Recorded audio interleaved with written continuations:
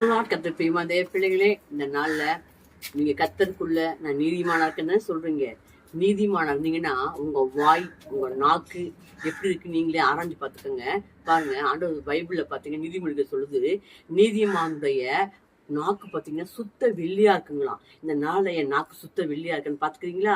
சுத்த வெள்ளியா இருக்குங்களாம். அதனால நீதிமானாக்கிய என் நாவு சுத்த வெள்ளியா இருக்குன்னு உங்களை ஆராய்ஞ்சு பார்த்துக்கோங்க. அது மாத்திரமில்ல, நீதிமானுடைய வாய் அநேகரை போசிக்குங்களாம். போசிக்குன்னா பாருங்க, சர ரீதியா நம்ம சாப்பாடு கொடுத்து நம்ம வர கெஸ்ட்டை உபசரிக்கிறோம். ஆனா பாத்தீங்கன்னா போசிக்குது அப்படின்னா, நீதிமானுடைய வாய் போசிக்குதுன்னா அவங்க துக்கத்துல, அவங்க கவலைய வேதனையா வந்திருப்பாங்க. அவங்க விசாரிக்கிறதும், அவங்களுக்கு நல்ல வார்த்தைகளை சொல்றதும், பயத்தோட வந்திருப்பாங்க, கவலையோட வந்திருப்பாங்க, பிரச்சனையோட வந்திருப்பாங்க. பயப்படாதீங்க, கர்த்தர் உங்களோட இருக்காருங்க, உங்க வார்த்தை சுமந்துட்டாரு, உங்களோட கத்துட்டு சொல்லுவோம் கவலைய அப்படின்னு ஆவிக்குரிய அவங்க விசாரிக்கும் போது, நான் இப்ப கடவுள் உங்களை பாத்துக்குவாருங்க. ஆறுதலான வார்த்தைகள், எப்ப நீங்க மற்றவங்களுக்கு ஆறுதலான வார்த்தைகள், அவங்க துக்கத்துல, அவங்க பிரச்சனையில, போராட்டத்துல அவங்களுடைய கவலை உங்க கவலையான ஏற்றுக்கொண்டு அவங்களை ஆறுதல் படுத்துறீங்கல்ல, அதுதான் என்னங்களாம் போசிக்கிறதுங்களாம். இந்த இந்த போசாக்கு நீங்க பண்றீங்களா? யோசிச்சு பாருங்க. நான் அநேகர் என் வாய் தேட்டுதா, என்னுடைய வாயினால, என் பேச்சினால மற்றவங்க ஆற்றப்படுறாங்களா, இல்ல காயப்படுத்தப்படுறாங்களா அப்படின்னு யோசிச்சு பாருங்க. இந்த நான் நீதிமானா இருந்தா என்னுடைய வாய் அநேகரை போசிக்குதான்னு பாத்துக்கோங்க. நீதிமான போசிக்கும் சொல்லப்பட்டிருக்கு. இந்த நான் நீதிமானுடைய வாய் அநேகரை போசிக்கும் அப்படின்ற வசனத்தின் படி நடக்கிறதுனால உங்க சோதிச்சு பாத்துக்கோங்க. அது மாத்திரம் இல்ல, நீதிமானுடைய வாய் பிரியமானதை பேச அறியுங்களாம். இந்த நாள் பிரியமானதை பேசுறீங்களா?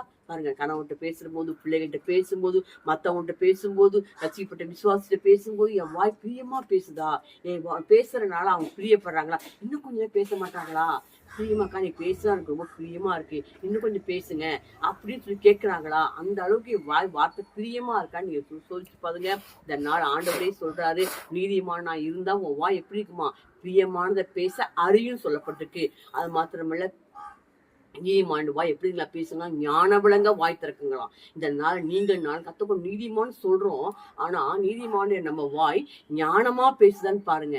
நீங்க பாருங்க, பைபிள்ல கூட பாத்தீங்கன்னா நீதிமொழி 31 சொல்லப்பட்டிருக்கு, நீதிமானாக்கி அந்த பெண் எப்படி தெரியுமா ஞான விளங்க வாய் திறந்தாலாம். இந்த நாள் நான் ஞான விளங்க வாய் திறக்கிறனா நீ யோசிச்சு பாருங்க.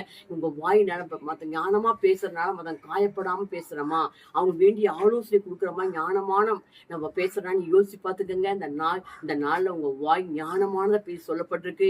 இந்த வசனத்தின்படி நீங்க பாத்துக்கங்க. என் வாய் எப்படி இருக்கு? ஞானமானதை பேசுதா? என் வாய் பிரியமானதை பேசுதா? என் வாய் அநேகரை போசிக்குதா? அப்படின்னு சொல்லி இந்த வசனத்தின்படி ஆராய்ஞ்சு பாத்துக்கங்க. வசனம் நடந்து கொள்ளுங்க, ஆசை பெற்றுக்கொள்ளுங்க. Praise God bless you.